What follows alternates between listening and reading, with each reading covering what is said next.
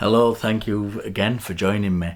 I want to talk about something that I know some theists find really frustrating, and that's when we ask the question, which God?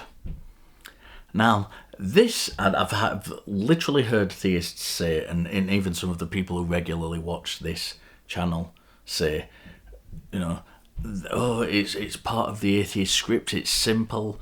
It's it's easy to answer. But the thing is, it's not supposed to be. It's not about whether it's easy to answer. It's a really, really, really, really good question, which has lots of subtleties to it, which is it's meant to come across as simplistic. The question, which God, even at the very basic level, it's not just asking you which God you believe in.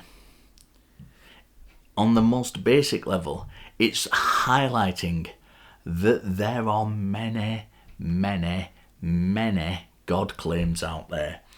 And when you really dig into the subtleties of the question, which God, it actually starts to unravel a lot of the things that theists will consider as evidence for their own God.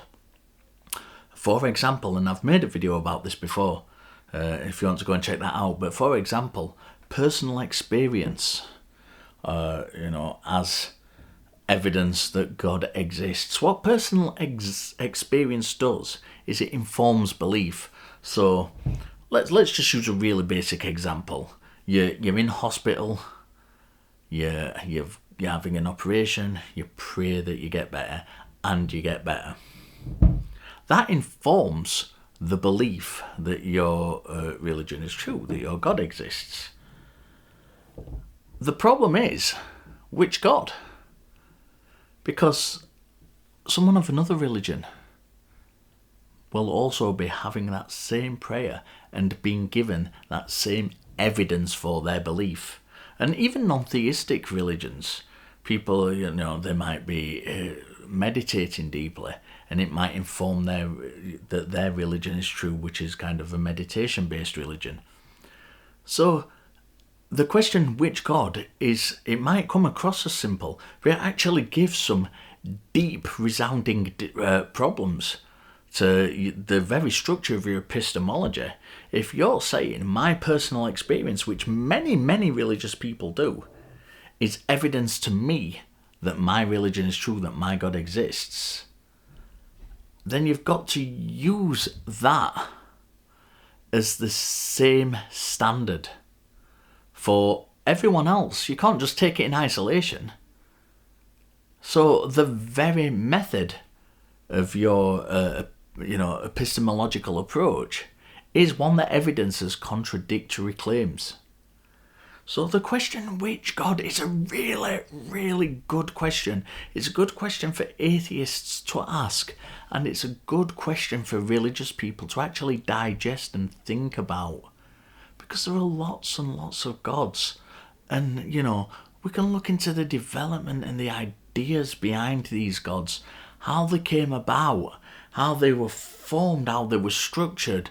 And when you start getting into the nitty-gritty of things, which God is one of the most fundamentally important questions that anybody can ask, whether you're a believer or a non-believer.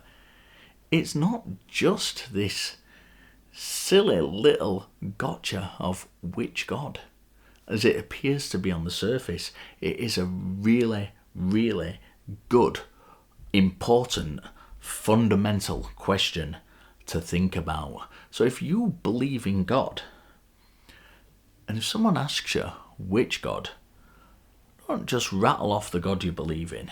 Don't just dismiss it as a silly question.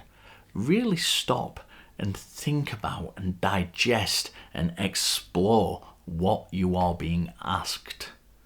Because which God, you might just find out, you might just realise that the God you believe in and the evidence you're using to substantiate that God is actually the same evidence that substantiates other gods. So which God is it that you're actually believing in, and why are you believing in it?